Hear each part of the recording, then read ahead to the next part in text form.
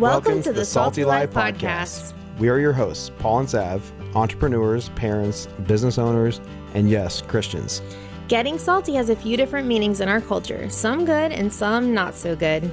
We are here to help you add some of that good saltiness to your life by giving advice based off of our own experiences and mistakes, and providing you with some practical solutions to navigating this crazy world.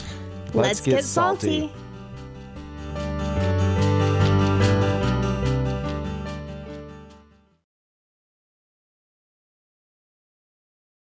All right, welcome back to the Salty Life Podcast with Paul and Sav. Today, we're going to talk about something that Savannah and I have been debating about for years. And so we're just going to have it out, I guess, for everyone to hear.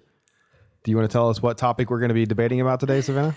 Yeah, so we're going to talk about homeschooling versus public school. And a little background, Paul was in the public school system as a high school teacher for 10 years prior to COVID and everything. He actually left right before all of that went down. Yeah, 2018, I walked away. Yeah.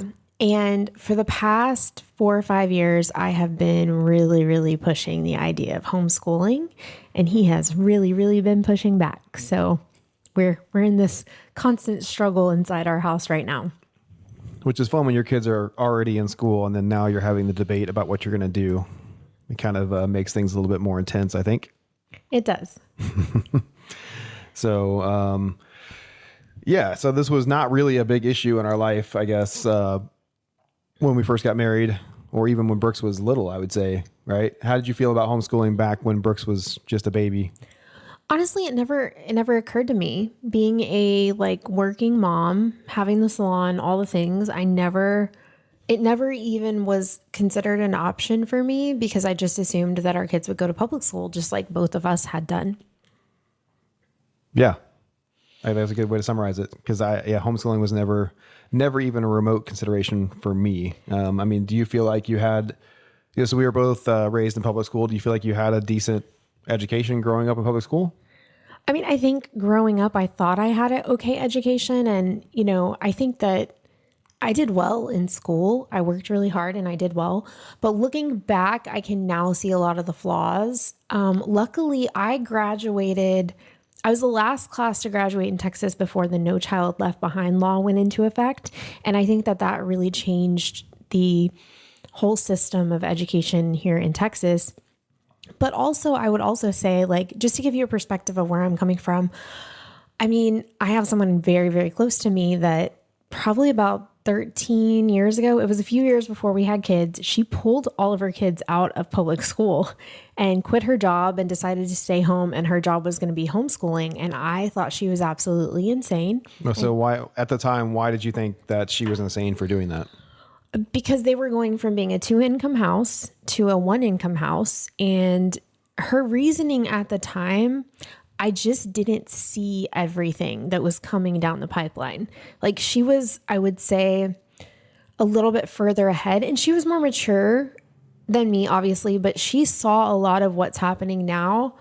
Way back 15 years ago, she was talking about it coming. And so at the time I was just like, you're insane. That stuff's never going to happen. And yet here we are. And now I see so many of those things. And I worry about our kids being indoctrinated. I worry about them going off to college and completely disregarding every moral value that we've instilled in them. And, I know you don't worry about that as much as I do, but I think I worry about it more than you think I do. I see so many kids that, I'm at an age now where I have a lot of clients that I've been doing their hair since their kids were toddlers, right? So they're toddlers, have grown up, and I've gotten to know them because I've done their hair as well.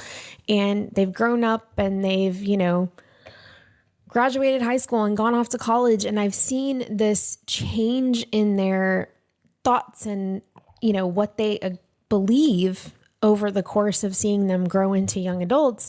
And a lot of times it's really scary. And I know that I went through that as well, but it's just kind of scary to see how their opinions are in the last few years, like when they were in high school or college, compared to what their parents' opinions were, and how it can be so different. I want our kids to have the same values and beliefs that we have. But would you say, and I'm just playing devil's advocate, is part of that just being a teenager and growing up, and, we all want to rebel against our parents a little bit too? I think to some extent it is, but whenever I see and I talk to a lot of the kids that are in the public school system compared to the young adults that I know that were homeschooled or that grew up in private school, like I see such a big difference in how they think and what their values are.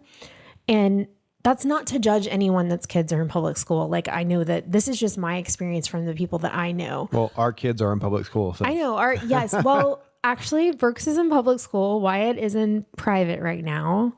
That's just because he was in pre-K. Yeah. Well, we've decided to do private kindergarten, and we can divulge into that a little bit later too. But, yeah, so I think we all have our opinions based on not just what we've read, not just what we've heard, but the experiences that we've had with the people around us, right? So for me, my experiences have been much better from the children and the young adults that I know that were homeschooled. And so that forms my opinion and what I want for my own children. And you've given me a lot of not great experiences from your years of teaching high school too. So, I mean, a lot of my beliefs come from being on the back end of that and hearing you talk about the school system for years and years and years, and hearing you talk about the decline of the kids and their values and how they were being taught. So a lot of that opinion also comes from being the wife of an educator for so long. So, some of this is your fault. Okay, I can respect that. So as far as your thoughts go, like you're now starting to consider this. So I would also like to add that I've worn him down over the past few years, and he has gotten to the point where we're actually discussing possibly pulling Brooks out as well. Where do you think that shift has come from? Like what has been the biggest thing that shifted your view on homeschooling? I mean, it's tough to narrow it down to one thing. I mean, part of it is just my experience, and I think we're going to get into that more here in just a minute, but just knowing the inside of it. And I this might not make any sense, but I would also say that I kind of feel like, and hopefully I'm not being naive, but I feel like the earlier education is probably better. That's why I'm not so worried about him going to, he's going to a brand new school that he loves. His teachers seem to do a really good job. Looking at his homework and stuff, he was doing, he was doing all the same math and things like that I did whenever I was in second and third grade. So I was fine with all that. I feel like the decline comes slowly, gradually as you get into middle school and then high school, where it gets worse and worse and worse. And then the kids are exposed to more and more and more things. And so as he's getting older, I'm starting to feel more and more pressure and incentive to do something different, if that makes any sense. It does. Okay. I would say the older they get, the more I'm pushing too. Because I feel like there's a deadline. I feel like once you let your kids get into like junior high and high school, they're almost going to hate you if you pull them out and take them away from all their friends. Versus elementary school, it's a little bit easier for them to make that transition. And we saw that with Brooks, because Brooks, he was in kindergarten the year that COVID happened, and he went home and they were doing virtual school. First grade, he started doing virtual school and went back to wearing masks, which was a huge fight in our household because I did not support that at all. And the school that he went back to, we had moved during COVID. So he switched, not only did he switch schools, he switched districts. So he didn't know any of the kids.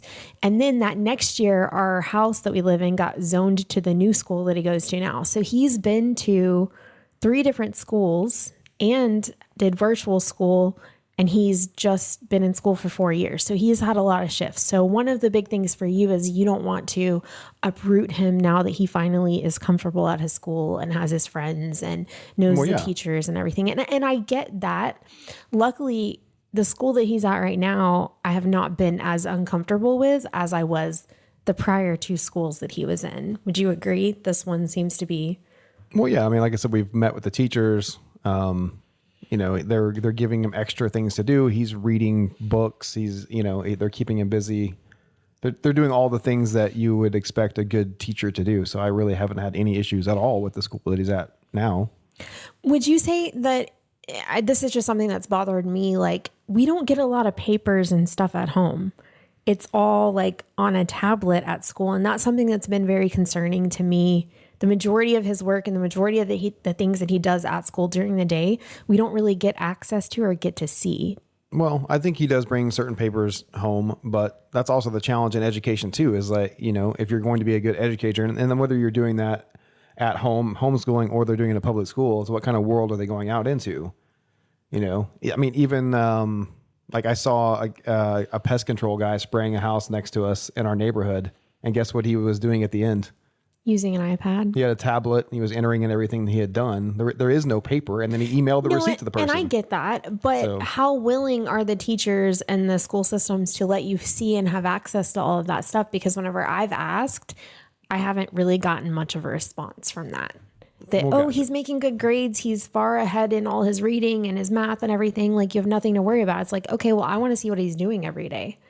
Okay, but I think some of that, whether your kid's in homeschool or they're in public school, as a parent, you can't just blindly trust, you have to be involved. And so the fact that he can read a pretty good sized book now in the 3rd grade, like obviously he's learned to read pretty well. And some of that was us. Part of that was you teaching him to read before he even went to kindergarten. Part of it, but they're also supporting him in that. And like I've seen his writing improve, and then, the math that he does, he can do, pretty advanced math in his head now. No, I agree. So, and we haven't worked with his math at all. So that's got to be coming from school. So I'm just saying, like, just kind of observing. He's obviously making progress. So you feel like right now he's doing well. So you've talked about how he will not go to public school in junior high. Why don't we dive into where that comes from you? Because junior high has been my big cutoff for a long time. And you're just now kind of starting to come around in that. Well, I mean, again, it kind of goes back to the things that I experienced. So do you want me to talk now about? Yeah. Tell us about like so what was your first year teaching? What year was that? We moved here in 2008 and got married. I'm in it was like January 2009. I got a half year job at Huffman for a teacher that had gotten sick and was retiring. So I taught a semester there. Okay. So talk about how the kids were in the beginning, and then kind of like you worked at 4 different schools. So you got 4 different experiences. Mm-hmm. So maybe you can go into like the differences and what you experienced over the course of that time. Okay. Well, I'll keep it short, but, and I think some of this varies on district as well too, what I'm going to dive into. But I think overall, all the districts have kind of headed in a similar direction because of, just the world that we live in and lawsuits and all of the things that have kind of just led our education system down a bad path. But like in 2009 in Huffman, I thoroughly enjoyed teaching there. I got to teach a subject that I liked. I got to teach history. I think I taught a couple AP classes or pre-AP classes, and then a couple regular classes. But even in the regular classes, like there was no real discipline issues. I mean, you could tell typical high school kids, they weren't super interested a lot of the time, but we had fun and they weren't disrespectful. And Huffman, I never had to do an officer referral. I never had to send a kid out. Like, we just got along fine. And then that next year, I got my first full-time actual teaching gig at Humble High School with Humble ISD. And so that was the beginning of my true education of what teaching public school is mostly all about. So the biggest thing that stuck out to me there, and this was my initiation to teaching public school, was the year before, Humble High School had been rated unacceptable by the Texas Education Agency. And what does that mean? So basically every school gets a rating at the end of the year, and there's a few different metrics, but part of it's how they do on their end of the year testing. Part of it is their attendance, I think, and part of it is their completion rate, which is how many kids graduate. And so I think their graduation rate was too low, and so they got rated unacceptable. And so basically the head principal was on the hot seat where he was going to lose his job, or I don't know, be banished, whatever they do to, I don't know if you can actually fire anyone anymore, which is a whole nother problem, but he would have been removed as the head principal.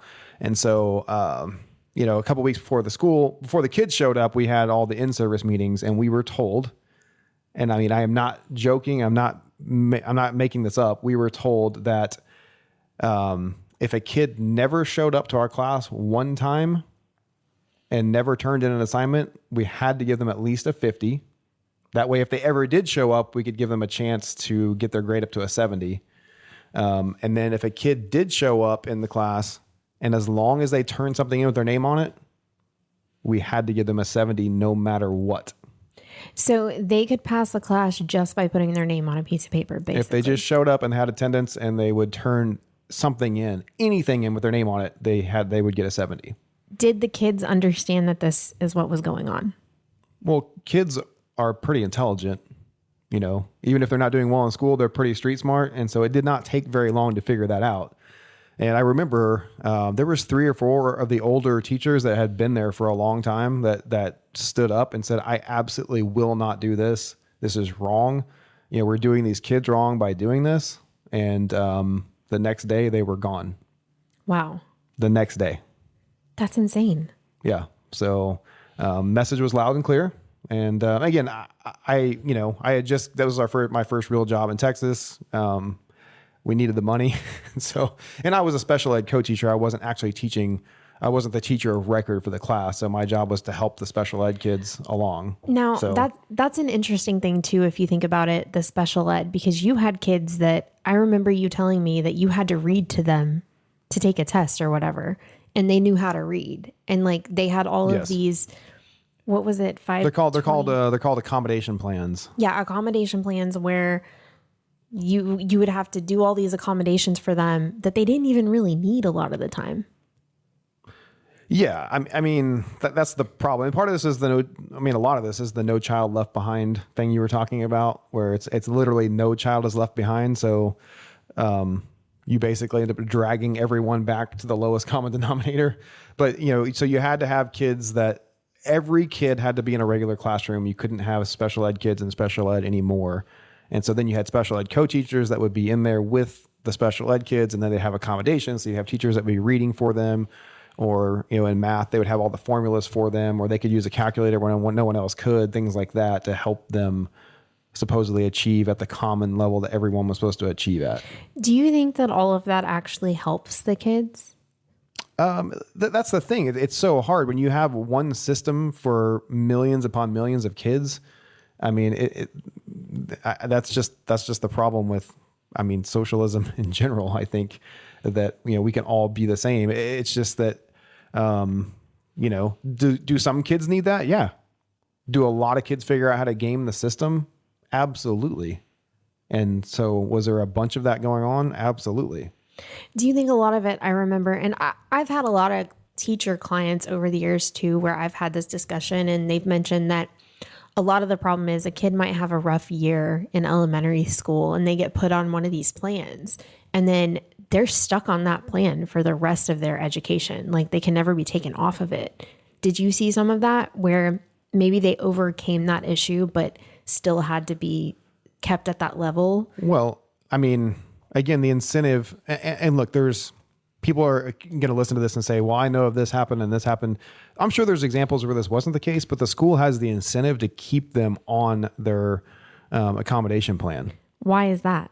Well, because they get money based on attendance. They get money based on completion rate. And so if you've got a kid on an accommodation plan, if that would get them across the finish line and help them graduate, then why would you take them off of it if that's going to increase your bottom line from the government? So basically, it's not really... Initially, it was intended to help the kids, but all it's done is really... It's in the school's best interest, not the kids' best interest. That is so messed up. Again, for the most part. For the most part.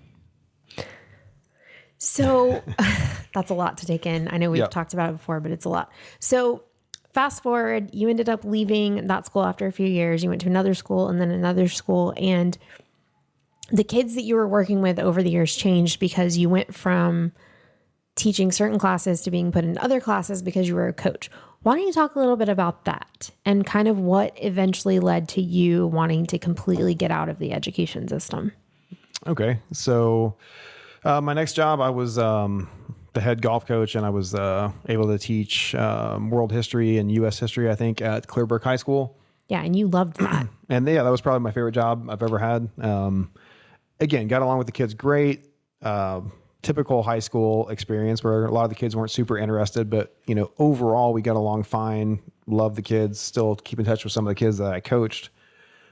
And the discipline there was pretty good too. Like I caught a couple of kids cheating and on a test, and I mean the principals, they handled it right away, and there was no getting, the kids were not getting out of the consequences that came down. I think it went on their permanent record, actually. Do you feel like the parents were supportive with you there? Like if you had an issue and you called the parents, were they willing to take care of stuff or no? I mean, that's always going to be a mixed bag, I think. I mean, even at Humble High School, there were some parents that really cared, and they would come up there and get their kid in line, and a lot of them were just not present at all.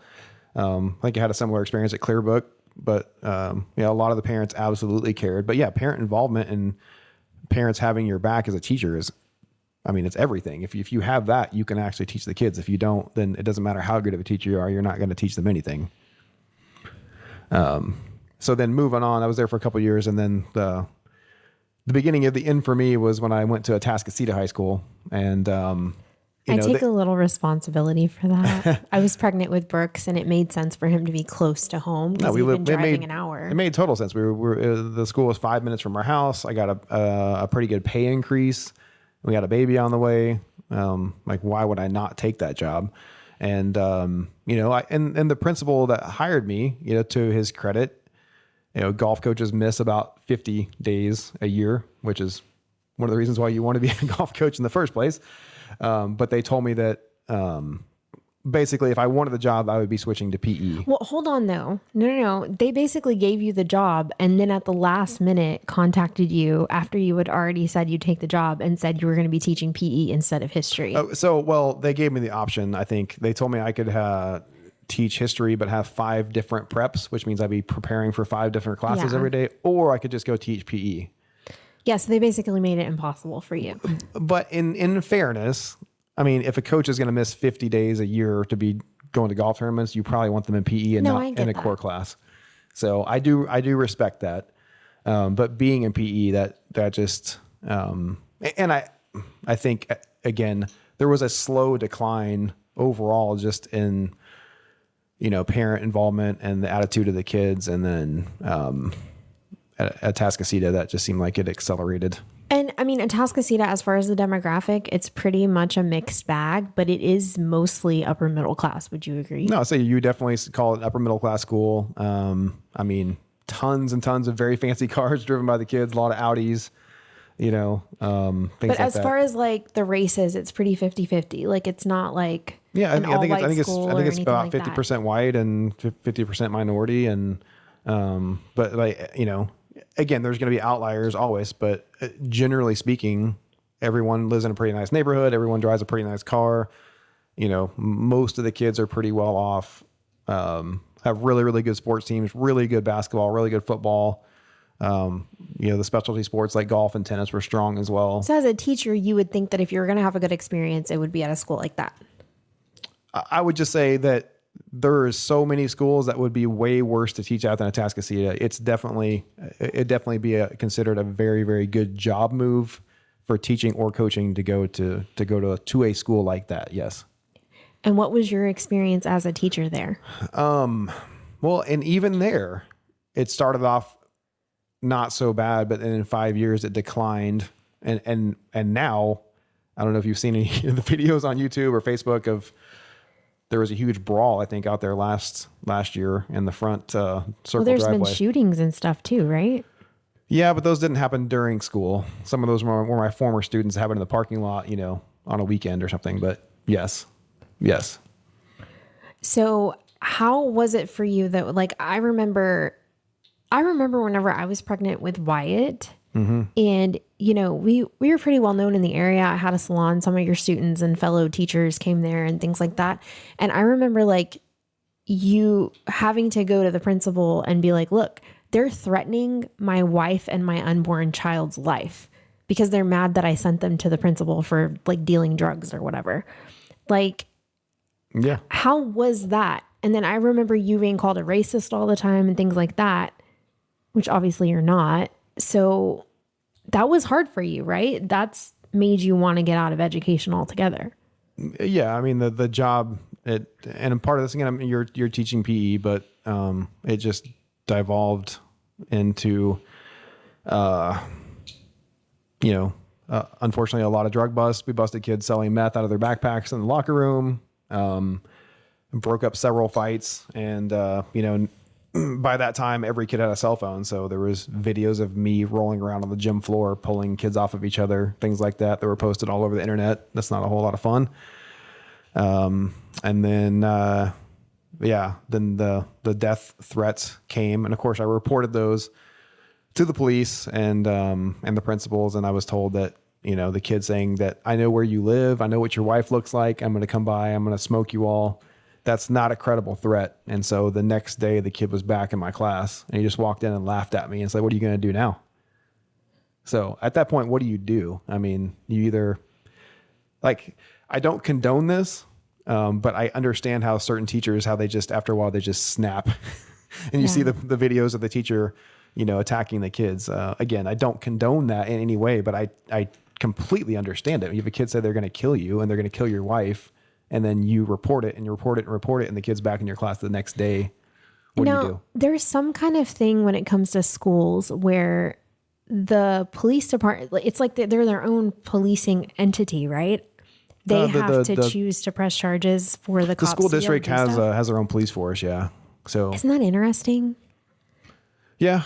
I mean, it kind of makes sense though, because you have that many schools and that many kids. The local police force just can't. But you have no way to be like, you're wrong. You need to do something. This is a problem.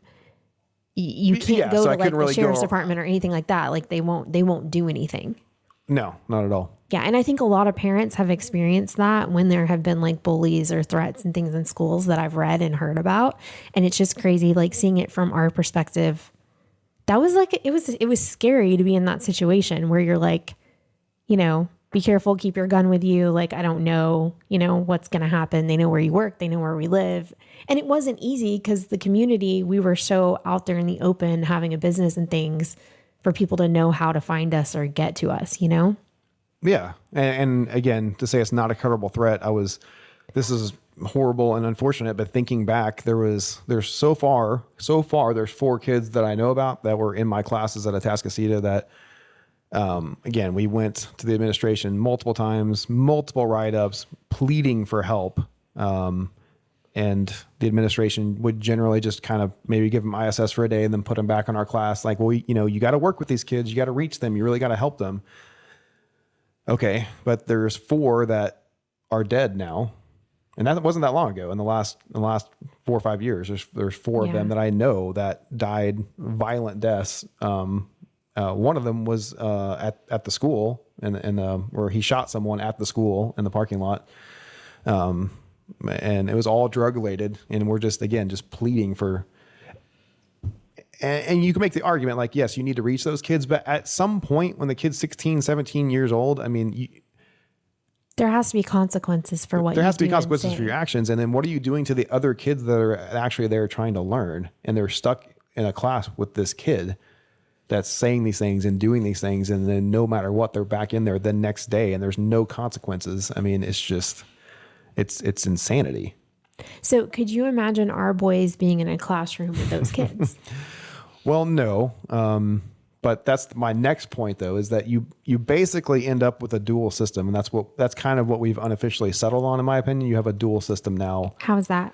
So if you are interested in higher education after high school and you want to go to college, then for the most part, you end up taking mostly AP classes. And so you end up with the kids, and I don't know what percent, let's say 30%, 33%, it could be more. They take the AP classes, and then you end up with all the other kids in high school that just take the non-AP classes. And so the AP classes are kind of like probably what parents remember them going to high school, where you've got some homework you got to do. It's not easy. You don't automatically get an A just for showing up. You have to do some work, and it probably prepares you to go on to college. And then the regular classes, I mean, I'm exaggerating maybe a little bit, but not a whole lot. But if you show up and put your name on a worksheet and turn it in, you're going to get at least a 70 and they'll pass you on. And so you end up with your kid going down one of those two roads kind of. So your argument is if your kid is in the classes like the AP classes and stuff, they're not going to get exposed to as many of the other things that you probably wouldn't want them around. Yeah. Not as much. It's not going to be as in their face. They can avoid some of it. Yes. But it's still going to be there. It's still going to be there. But they probably will be getting a pretty good education. But then I think the other thing you have to talk about or think about as a parent is that we live in a pretty messed up, crazy world at this point. I think no one would disagree with that.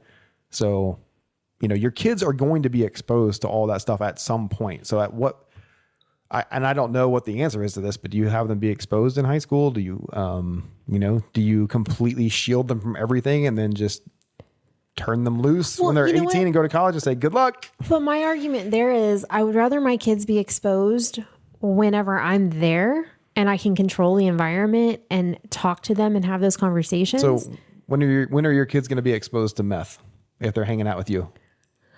Ha ha ha. That's really funny. No, but that's serious. You know what? Actually, I have a great example.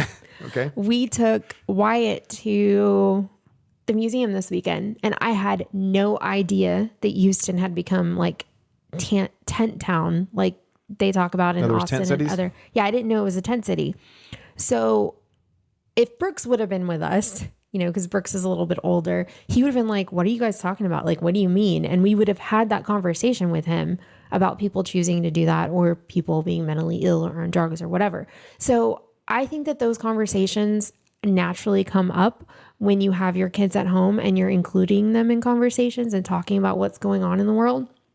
Brooks could probably have a more accurate and an intellectual conversation than a lot of 20-year-olds about politics in this country right now because we talk to him about things.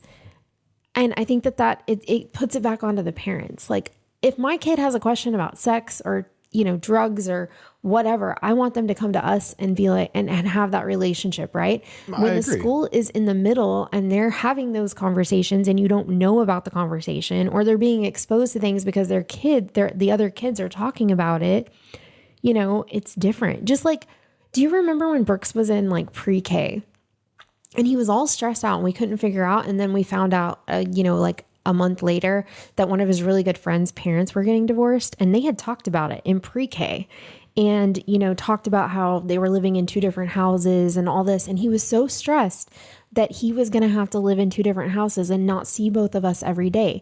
But we had never discussed divorce because we had never discussed being divorced. So we didn't even know that it was something that we needed to yet have that conversation with him.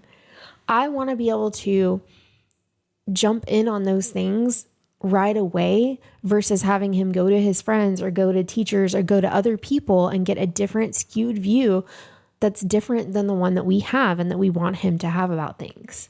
I understand that. I just think that there's going to be topics that are going to come up at some point later on when you're not around or when he's 20, I know that. It's just, but I feel like if you are able to instill certain morals and beliefs and values in your kids when they're younger, that when those topics come up, they're going to be like, wait a second. I've already heard about this. I completely agree. I just think a trap that some homeschooling people can fall into is that a lot of those topics never come up. You can avoid. I completely agree. That's a problem. You can avoid so much of that stuff, which again, is that a good thing? Probably so. But at some point, your kid's going to be on their own and they're going to have to make decisions on their own and they're going to have to deal with those things. And so I think for me, a lot of topics that are coming up for younger kids right now have to do with 8 and 9-year-olds walking around with a cell phone and having access to the internet. And, the average age that a kid is exposed to porn right now is 9 years old. Brooks is 9.5. That's the average age. And that's because kids have access to so much more than we had access to at their fingertips. They can look up anything. They can do anything. And so having them in a public school system where a good majority of the kids have those phones and have access to that stuff makes it less likely that those are going to organically come up for us to have the conversations with him, that he's going to get a different opinion on the school bus or at the playground or something like that. And I'm concerned about that. No, I think that's a very valid concern. I will say, at his school, and I think this is probably part of the decline. I probably should have mentioned this, but when I first started, most kids, I don't think, not all kids had a cell phone. Probably a lot of them did. But then over the course of the 10 years, it went from, a few of the kids having them, and then there were flip phones to every kid having them, and they were all smartphones. Like that was probably part of the problem. Oh, I could definitely see that being part of the problem. And then also the evolution of if a kid in high school got their phone out, as a teacher, I could go take it away from them, and I didn't have to give it back to them. That was the consequence. So they were not allowed to get them out. And then by the time I left, the rule was if a kid gets their phone out, you can't touch the phone. So the kids would just have their phones out all day long, all class long, and it was just a battle. Why is this allowed? Like, what parent thinks that it's a good idea for their kid to have their cell phone all day at school while they're trying to learn? Like, I just don't get it. I don't think the issue is with a kid having the phone. I mean, you want to be able to get a hold of your kid, We grew up with a generation where all we had was landlines, and that was normal. But now you want to be able to get a hold of your kid. It's not the issue with them having the phone. It's the issue that they can take it out and they can have it out the entire class, and they can distract the entire class with it. And the teacher is powerless to do anything about it. And it all comes down because the administration is afraid too, which I think there were some lawsuits about. Like, the problem is that one out of 10,000 phones that gets taken up, it gets lost. So now who's paying for the phone? The parents up there raising hell, and wants the phone replaced, and it just turns into this issue. And so then it's just easier for the school district to just wash their hands and say, nobody touch a phone. Consequences be damned. No one touch a phone.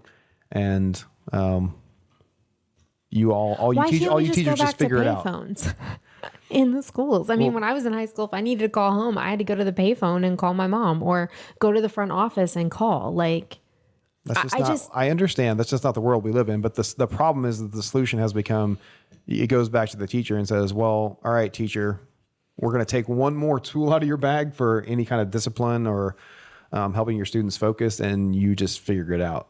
So good luck. Wish you the best with that. If you're an innovative teacher, you'll figure out a way to have the kids use the phones in their assignments. That's what you need to do. So let's embrace the use of phones. And so that's the way that it's gone. But we all know how that plays out in real life. Yeah, it's a mess. Yeah. So what was your ultimate decision to leave the public school system? Like, what was that final straw that you're like, I just can't do this anymore. I don't want to do this. I'm done. It was a combination of things. That last spring that I taught, there was like a 300-pound kid just beating the hell out of a 100-pound kid in a PE class. So I had to tackle the 300-pound kid and pull him off. And I think I broke my big toe. Oh yeah, I forgot about that. So I was hobbling around, of course that was all over the internet, which was a whole lot of fun. Because all the kids, no one helps anymore. They just pull out their phone and record it. So that was a lot of fun. And then the kid with the death threats, that happened, and the administration just said it's not a credible threat. So he was back in the class the next day, just laughing at me, laughing in my face.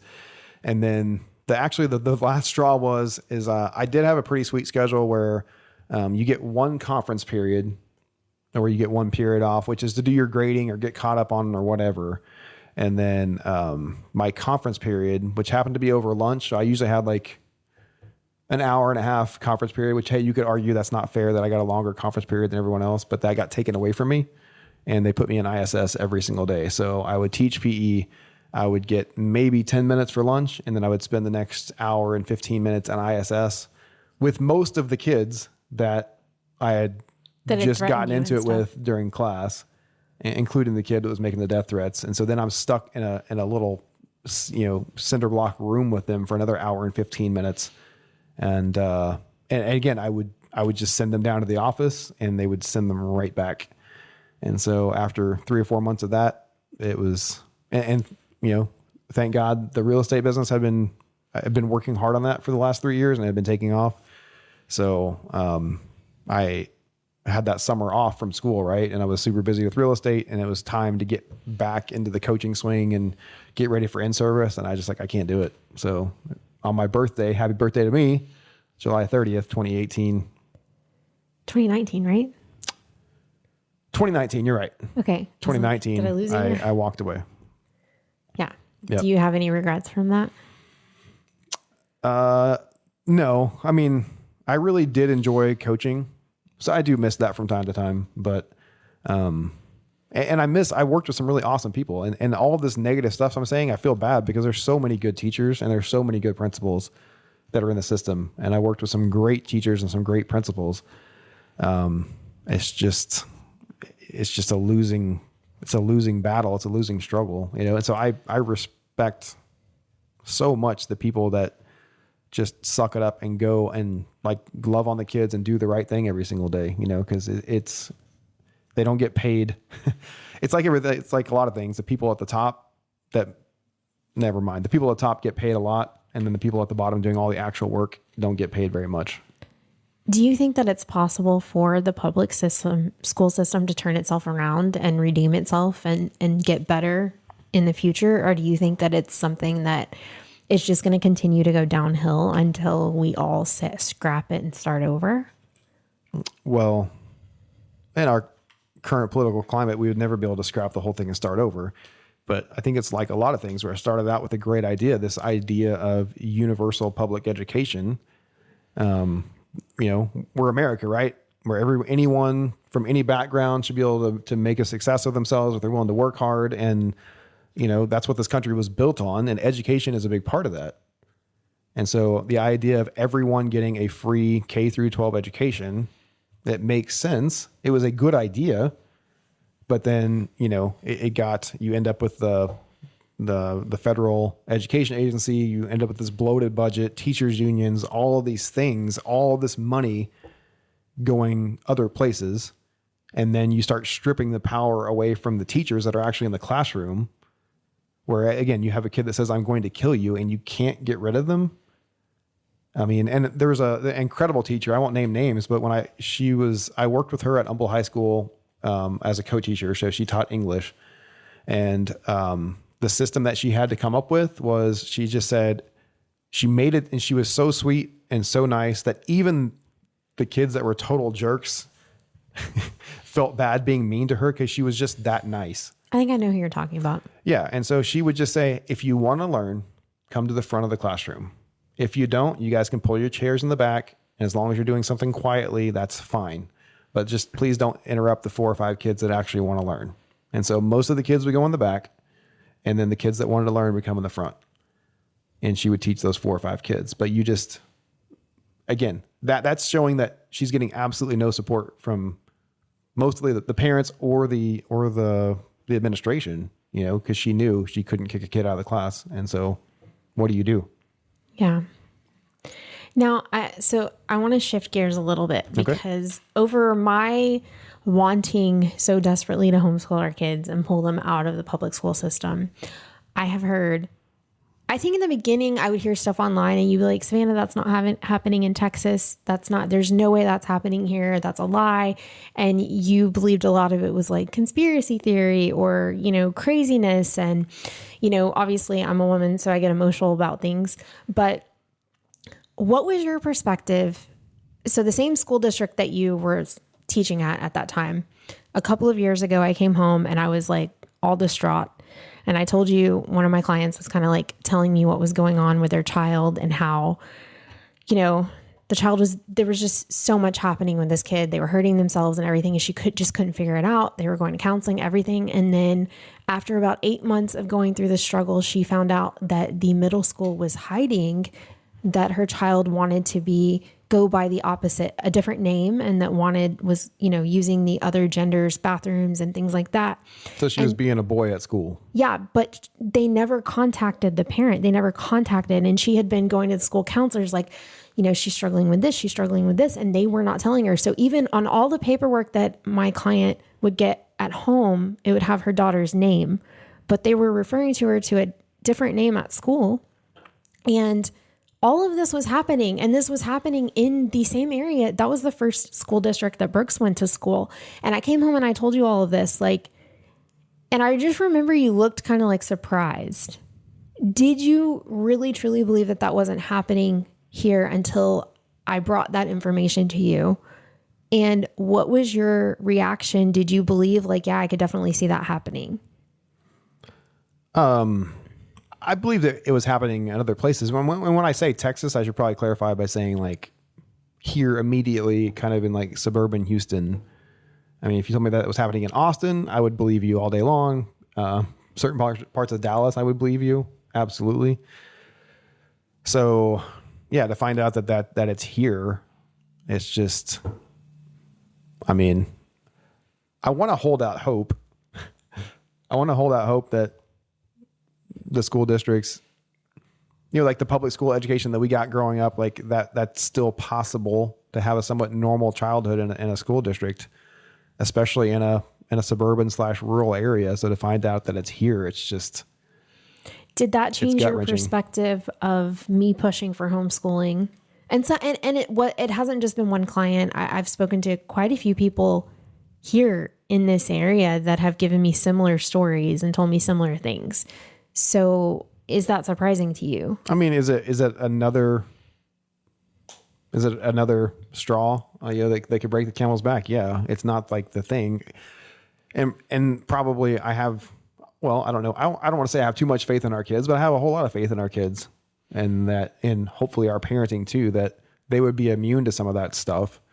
And again, that's another good example. That's crap they're going to run into soon enough. Well, the thing is, I think that like knowing this family, knowing these kids, knowing this situation, I would have thought that they would have been just as immune as our kids would be. So knowing that this happened and it basically happened overnight, that's really scary to me. And I think it happened out of wanting to fit in and wanting to find a group of people. And I think that girls are more susceptible to it personally, of wanting so badly to fit in. And I think going through puberty in general for girls is a little bit more difficult than boys. I don't know. Like, I've never been a boy. I don't know what it's like to be a boy. There's no doubt. But I think it's more difficult. And I think that the way that our society is set up for women in general and for adolescents and everything, like we're trying to fit this box and be this certain type of person and fit in. And you want the boys to like you, but you also want to have girlfriends and all this stuff. And girls are mean. And so I think it's just a lot harder for young girls to find that sense of like fitting in and find their people. And so I think that they're definitely more susceptible to some of the things that you're seeing in schools and in our culture and things like that. So I get what you're saying, that our boys are somewhat immune, but at the same time, like as a mom, I don't want to put them in any situation where they have to be exposed to things that I don't want them to be exposed to, or that would confuse them, you know? Mm-hmm. So that was a big one for me, that whole situation and just seeing those things happening. What have been some of the things that have kind of shifted your idea to make you more open to homeschooling, other than your own experience? I mean, for me, probably the biggest one, and I have some drawbacks too, which I would like to discuss with you, but probably the biggest one, honestly, is just the overall inefficiency of time that schools have, where, you know, it's all about the 8 or 9 hour school day. They have to be there from 8 until 4, no matter what. It's such a waste of time. And I know, and again, I think in elementary school, it's probably a little bit different, but by the time they get to high school, I know for a fact that 90% of the time is just being wasted, and it's basically a babysitting service. And so they're doing nothing with that time. And I think, again, it just educates the kids like, okay, I'm going to go to a job, and as long as I sit there from 9 to 5, I'm going to get paid. Well, you're not going to get paid very much if you have a job like that. Your goal should be to be paid on your performance, not paid by the hour. And so if your kids, you know, if they can get their schoolwork done in 45 minutes that day and do amazing on it, they should be able to go do something else. They shouldn't be stuck there for another 8 hours. I agree. So that's probably one of my biggest things. So I think about, okay, you know, Brooks has been bugging me about starting a business. He really wants to start a business, won't stop talking about starting a business. Like, well, to me, that's a pretty damn good education, running your own business at the age of 9. So what if he learned reading, writing, arithmetic, and history before lunch, and then in the afternoon, I'm helping him start his own business? I mean, yes, that's a far better education than he's ever going to get sitting in a classroom in 4th grade, elementary school classroom. So what's your holdup then? The biggest holdup is the social aspect, because again, we're trying to raise our kids to be successful, right? Well, you're not going to be successful if you're socially awkward and you can't interact with people. It doesn't matter what kind of job you have. No, let me finish. You're not going to be successful unless you have those skills, and you have those skills by being around other kids. And I hate to say it, by sometimes being bullied by other kids and learning how to respond to that. Adults aren't nice either. So part of being a successful adult is learning how to deal with other people, work with people that you don't like, and being able to adapt. And I think that, yes, I think a lot of homeschoolers have started to kind of figure that out. But to me, that is the hardest thing to overcome if you're going to try to homeschool. That's the biggest gap. I get what you're saying, but knowing our kids, I don't think it's a valid argument for our specific kids. I mean, our kids go to a restaurant, they're confident, they will talk to adults, they will order their own food. Brooks just got back from his first sleepaway camp, and I'm texting the counselors and I'm like, is he okay? And they're like, you would have thought that he'd done this 1,000 times. He comes home and he's like, yeah, I wish I would have been there for a whole week. I could use a little bit more of a break from my brother. Like, he is such a confident and secure kid, and he has no problem making new friends, and neither does Wyatt. So I'd say for some parents and some kids, that might be an issue. I don't feel like our kids are ever going to be socially awkward because we include them in adult things. But do you agree, though, that if you're going to homeschool, you had better figure out that part of the equation? Absolutely. Or you're going to have a huge problem? Absolutely. Okay. But I think that maybe go back 20 or 30 years ago and that was an issue. Don't get me wrong. I know some weird homeschool kids. I'm not going to argue with you on that. I remember there were some kids that came to school whenever I was in school even, and they were kind of awkward, and we were all like, what's wrong with them? Oh, they used to be homeschooled. Oh, that's what's wrong with them. Okay. But I don't see that as much anymore. And I will also add, when I owned the salon, 2 of my absolute best employees ever were homeschooled. Okay. And they were not socially awkward. They were great. Oh, shut up. They were not. They were awesome. And I would have picked if one of them was amazing. One of them was obviously homeschooled. Let me say that. I think she was just quirky. Some people are just quirky, whether they go to public school or are homeschooled. Anyways, we're not even going to get into that. But I also know, we know 2 kids that are basically grown, young adults that were homeschooled, and they are the most respectful, kind, kids or young adults that you could ask for. Yeah, and they're obviously going to be successful. What? But I would also say their parents made a very distinct effort to make sure that they were they're doing basketball, they're doing all these other extracurricular activities in addition to homeschooling. So they are getting exposed. They are being around other kids. Yeah, that's my argument, though. Your argument of them being weird or something, I feel like is invalid nowadays, because all of the kids that we know that do homeschool nowadays are not weird and awkward. They all are in extracurriculars. They're involved in their church or their community outside of just being at home. And most parents that are homeschooling now, there's so much more support than there was 20 years ago. I don't disagree with you. You have pods. You have co-op type schools. You know what I mean? I don't think that any of the kids that we know that are homeschooled, and I will also add, we know a lot of homeschool kids, and our kids are friends with a lot of homeschool kids. They're not weird. They're great. I'm not calling our friends' kids weird. I know you're not. I'm just saying that's one of my, do I think some of them are going to struggle when they get in social situations when they're older? Yeah, I do. So I think that's something that that's something you're going to have to, I just think it would be easy if you're homeschooling to fall into the trap of, because that stuff's extra, it's harder, it takes more time, it takes more money. It's easier to let that stuff go because, your kids are in a safe environment with you. They're learning all the stuff they need to learn. They're getting to hang out with you, all the fun things that you dream about when you think of homeschooling. And it's easy to forget that social interaction again, if you're going to be a successful adult, it doesn't matter if you're an engineer or a salesman or an astronaut, you're going to have to be able to get along with people. No, and I different agree. people. I'm just saying, I think your negative experience of people from homeschool is from like when you were in high school and college, and it's very different nowadays. And it's on the parent. Once again, parents have to parent. And I think that that's probably the biggest problem we have in our society now is parents aren't parenting. They're just sending their kid to school and expecting the schools to parent them when the school doesn't have the authority, nor should they have the authority to parent our children. But can they discipline your kid if they act up in class? They can call me and I will gladly discipline them. But most of the parents won't. That's the problem. No, once again, parents aren't parenting. Parents aren't parenting. That's just like we have this whole movement of like gentle parenting, like which is a crock of crap if you want to. We can go over that another day if you'd like.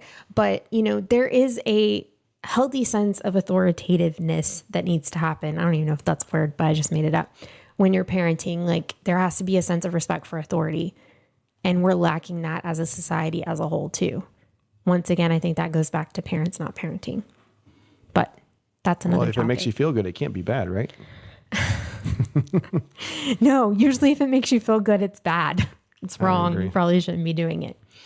So where are you at now on the homeschool debate? Like, where's your brain? Where have you settled? Because you basically told me that Brooks was absolutely not being homeschooled this year. And I thought we were really close to that. So I'm a little disappointed that you've come to that conclusion. I was pretty sure we came to the agreement that he would not be going to 6th grade. So he's going into 4th grade. So in my mind, that means I got 2 more years before I got to make any serious consequential decisions. Okay, how do you feel about the school having the authority to talk to him about sex and stuff? Because that happens in 4th grade. So that's something that's going to happen this year.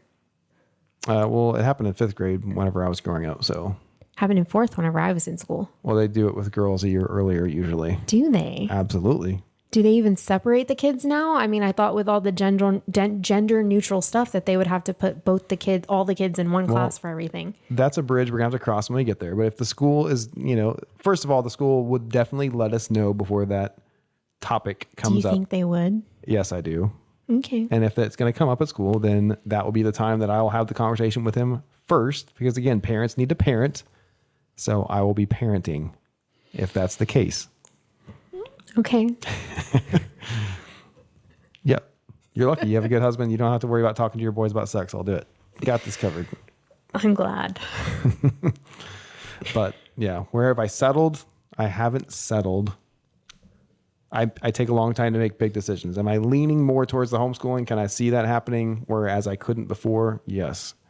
Am I ready to pull the trigger and just make that happen? Not quite there 100% just yet. So as far as Wyatt, we mentioned that Wyatt's going to private school this year. Mm-hmm. Do you see him entering into public school at all? Yes. You do? Sure. Okay. Wyatt is just a different kid. And I think, again, trying to be a good parent, Brooks was older. He was more mature.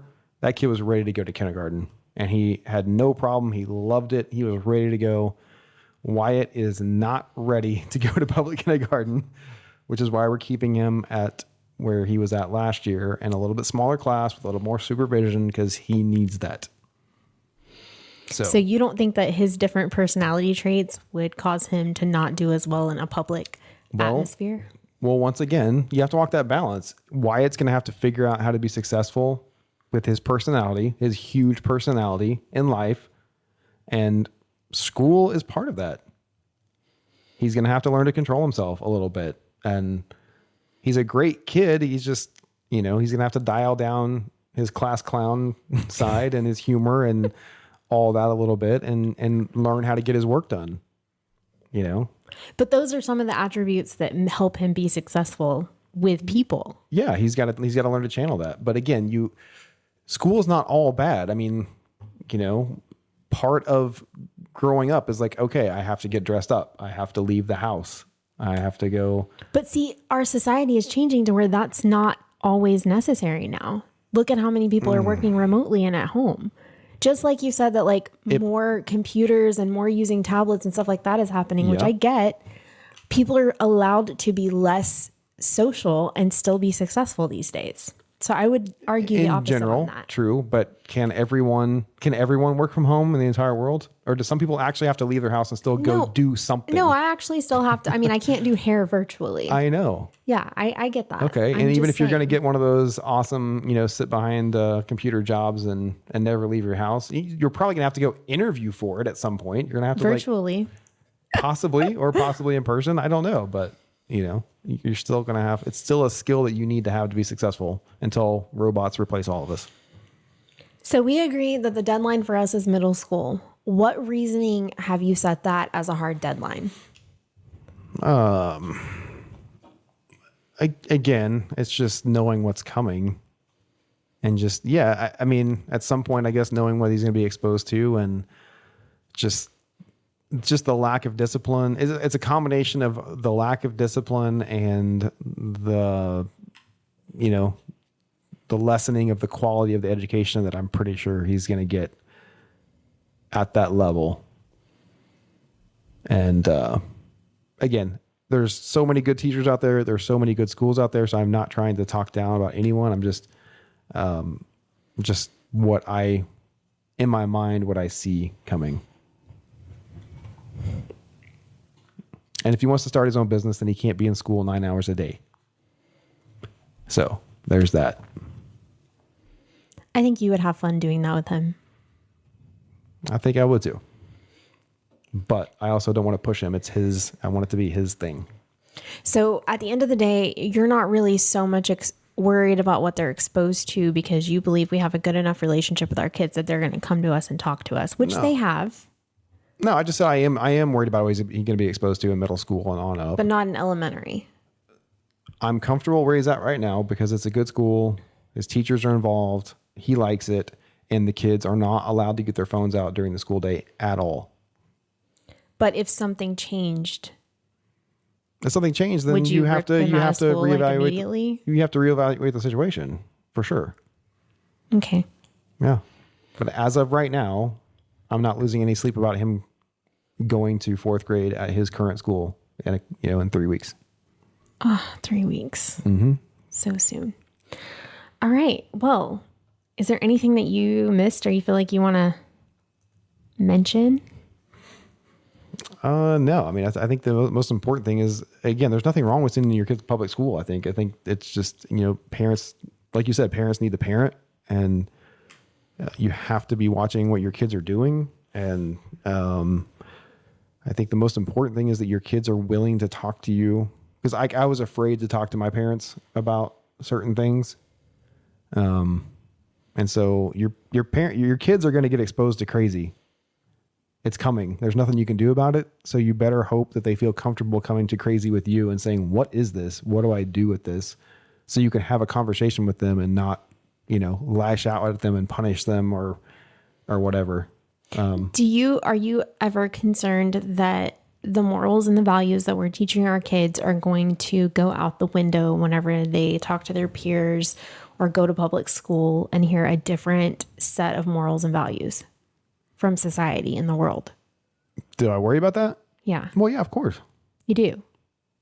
Well, yeah, but that's because I think that's probably one of my biggest worries about public school is that I'm not able to. But to me, it's not about public school. I mean, it's what about when they're 25? I mean, you at some point as a parent, you have to let go. So I'm not saying we need to let go to our fourth grader and let him go to the world and he gets to decide what's right and wrong. I'm not saying that, but at some point, you've either prepared your kids or you're not, and you have to turn them loose, and they're going to have to decide on their own what's right and wrong, and if they're going to listen to you or not. They're going to be able to make those decisions on their own. So you go back to the proverb of, raise them up the way they're supposed to be, and then they'll never depart from it. That's kind of your mentality on it? Ideally, but again, once they're 25, I can't say you have to do this, and you... Wouldn't it be nice if we could, though? Yeah, if you want your kids to never, ever go home and see you, then you just try that and see how it works out for you. Luckily, I have you to keep me in check. They'll come back and hang out with me.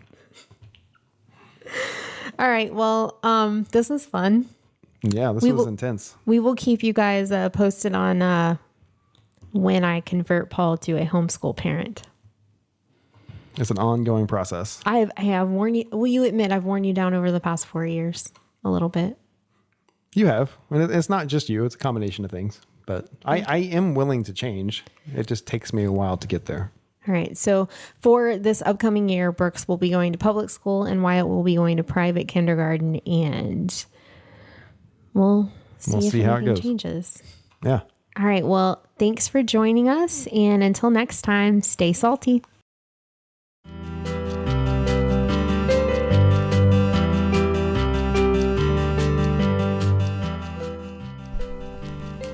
Thanks for listening to the Salty Life podcast. We appreciate you choosing to spend some time with us.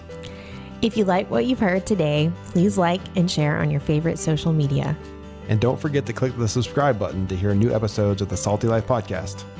Until next time, stay salty.